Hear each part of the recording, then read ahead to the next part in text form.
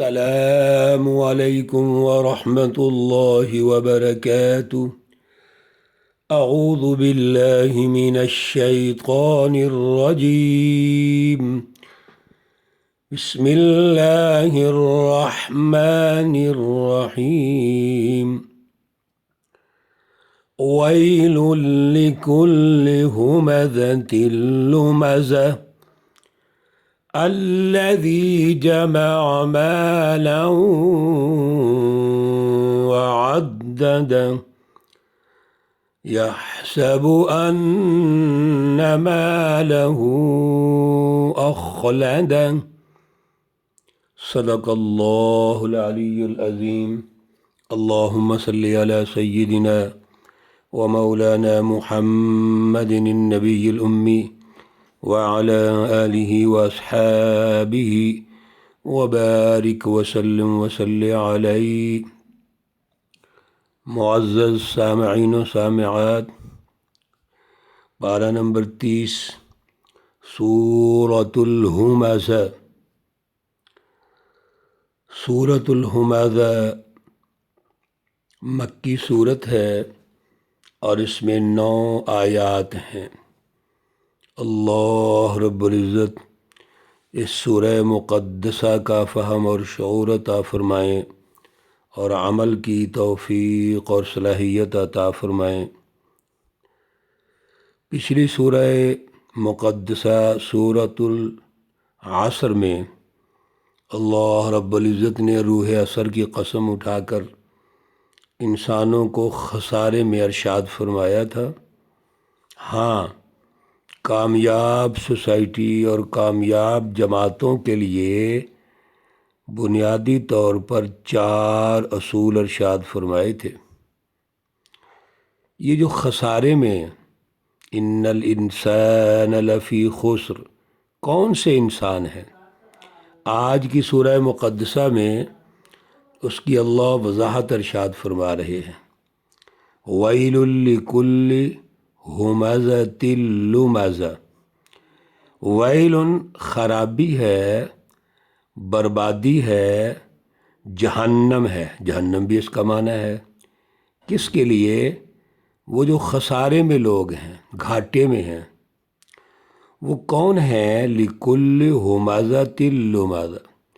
اللہ رب العزت نے بڑا خوبصورت نقشہ کھینچا ہے۔ سوسائٹی میں ایک طبقہ ایسا ہے جو بڑا متکبر طبقہ ہے، اپنے علاوہ دوسروں کو کمتر سمجھتا ہے، دوسروں کو گھٹیا سمجھتا ہے، ان پہ طعنہ زنی کرتا ہے، ان پر عیب جوئی کرتا ہے۔ جب ایک سوچ پیچھے موجود ہوگی، کون سی سوچ؟ کہ میں ہی سب کچھ ہوں، میرے پاس وسائل ہیں، میرے پاس اختیارات ہیں، تو جو دوسرا طبقہ ہے، غریب طبقہ، وہ بیچارہ اچھا نہیں لگتا۔ اس کا اٹھنا بیٹھنا بھی اچھا نہیں لگے گا، اس کی گفتگو اچھی نہیں لگے گی، اس کے مینرز بھی اچھے نہیں لگیں گے، اور اس پر مختلف قسم کے طعنہ زنی کریں گے۔ کتنا پیارا نقشہ کھینچا ہے اللہ رب العزت نے۔ آج بھی سوسائٹی میں یہ ہو رہا ہے۔ آگے اللہ نے بڑا خوبصورت جملہ ارشاد فرمایا کہ یہ جو ویل لکل ہمزۃ لمزہ، عیب چننے والے، طعنہ زنی کرنے والے، یہ وہ لوگ ہیں الذی جمع مالا وعدد۔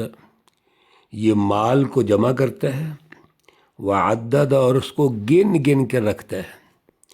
سرمایہ پرستانہ سوچ، سرمایہ داریت کی سوچ، جس سوچ کے پیچھے میرے عزیزو سرمایہ پرستی ہوگی، سرمایہ ہوگا، وَإِنَّهُ لِحُبِّ الْخَيْرِ لَشَدِيدٌ، حب مال بڑی شدید ہوگی۔ پیچھے آپ سن چکے ہیں سورۃ العادیات میں۔ تو وہ کون طبقہ ہے؟ وہ ظالم طبقہ ہے۔ وہ سوسائٹی کا ایک خطرناک طبقہ ہے جو سوسائٹی پر ظلم کا نظام غالب کر کے سرمایہ پرستی کا نظام غالب کر کے انسانوں کے وسائل پر قبضہ کرتا ہے۔ یہ قبضہ مافیا ہے، انسانوں کو لوٹتا ہے۔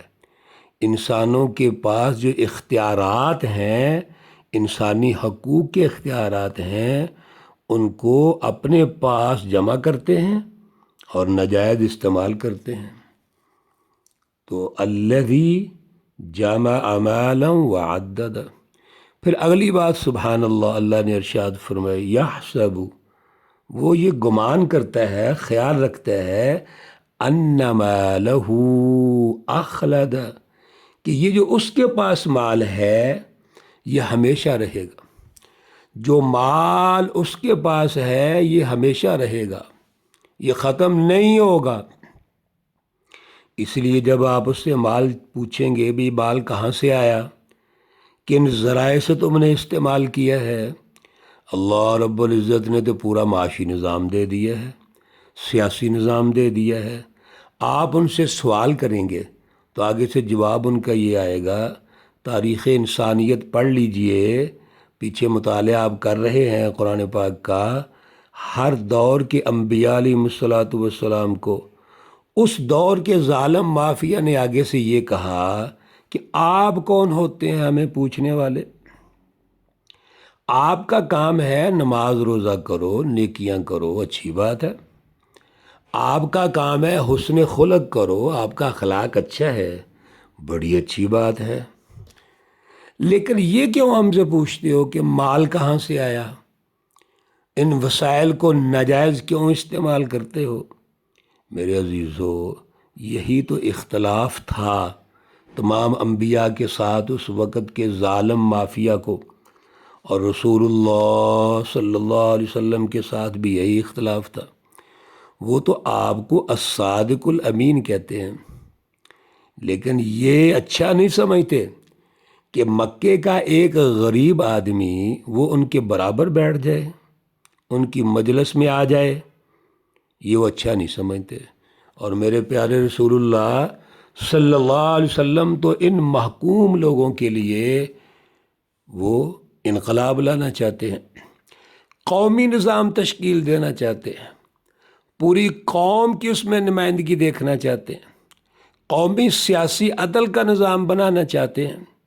لیکن مکہ کے جو رؤساء ہیں، سردار ہیں، یہ اس کو پسند نہیں کرتے، تسلیم نہیں کرتے۔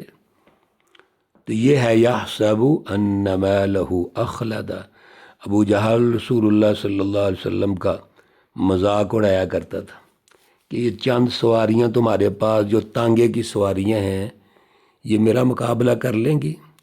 میں تو ہمیشہ کے لیے بیت اللہ کا متولی ہوں، یہاں کا چودھری ہوں، تم میرا کیسے مقابلہ کر لو گے؟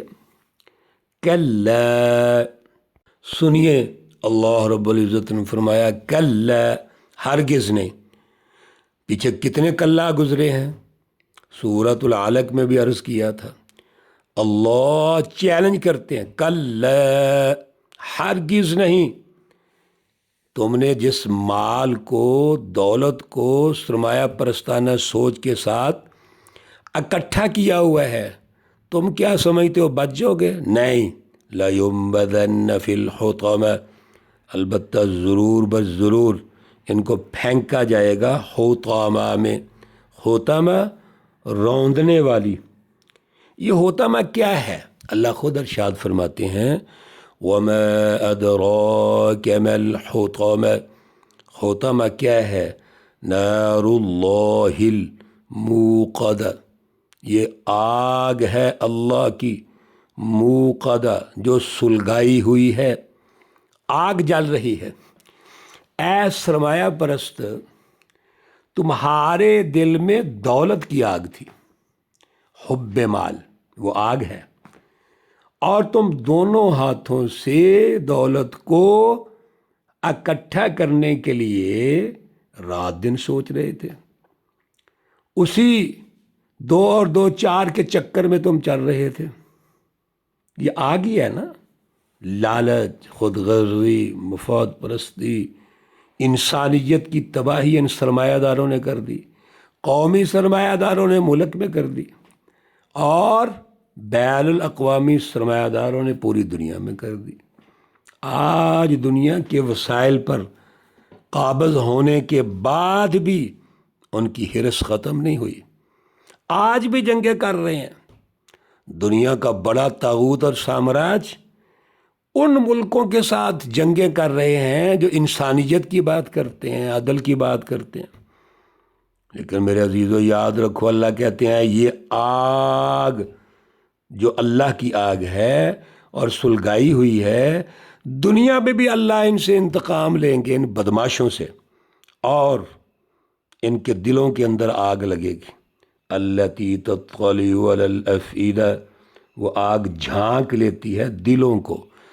سب سے پہلے اللہ ان ظالم مافیاز کو دنیا کے اندر سجائے دیں گے، آگ جلے گی اور وہ دل تک پہنچ جائے گی، اور جہنم کے اندر کیا ہوگا، وہ آگ دلوں تک پہنچے گی۔ آپ کو پتہ ہے جب دل کو آگ لگتی ہے تو کتنی تکلیف ہوتی ہے۔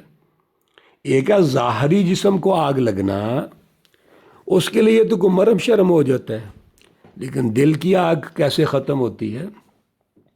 اللہ فرماتے ہیں انہا علیہم مؤصدہ، یقیناً ان پر وہ آگ لگائی جائے گی، پھر دروازے بند کر دیے جائیں گے اور یہ بھاگ نہیں سکیں گے، اور آگ کے شعلے ایسے ہوں گے فی عمد ممددہ، جیسے لمبے لمبے ستون ہوتے ہیں۔ آگ کے شعلے اتنے بلند ہوں گے، استغفر اللہ، اللہ معاف کرے میرے عزیز ہو۔ اور پھر وہ آگ جو جہنم کی آگ ہے وہ کتنی سخت ہوگی۔ اللہ سے دعا ہے اللہ ہمیں اعلیٰ ایمان اور شعور عطا فرمائے۔ اللہ رب العزت تمام بیماروں کو شفائے کاملہ عاجلہ عطا فرمائے۔ اللہ رب العزت تمام مرحومین و مرحومات کو جنت الفردوس میں اعلیٰ مقام عطا فرمائے۔ ہمارے حلقہ درس کے بڑے پیارے دوست جناب خورشید صاحب ہیں راول پنڈی سے، ان کی والدہ محترمہ کا آج انتقال ہوا ہے۔ اللہ رب العزت ان کی مغفرت فرمائیں۔ اللہ رب العزت ہماری والدہ کے، ماں جی کے صغیرے کبیرے گناہ معاف فرمائیں۔ قبر اور آخرت کی زندگی میں اللہ آسانیاں پیدا فرمائیں، رسول اللہ صلی اللہ علیہ وسلم کی شفاعت نصیب فرمائیں۔ اللہ رب العزت تمام ہمارے دنیا سے جانے والوں کی مغفرت فرمائیں۔ ربنا تقبل منا انك انت السميع العليم وتب علينا انك انت التواب الرحيم، وصلى الله تعالى على النبي الأمي محمد وعلى آله وأصحابه أجمعين برحمتك يا أرحم الراحمين۔ السلام عليكم ورحمة الله وبركاته۔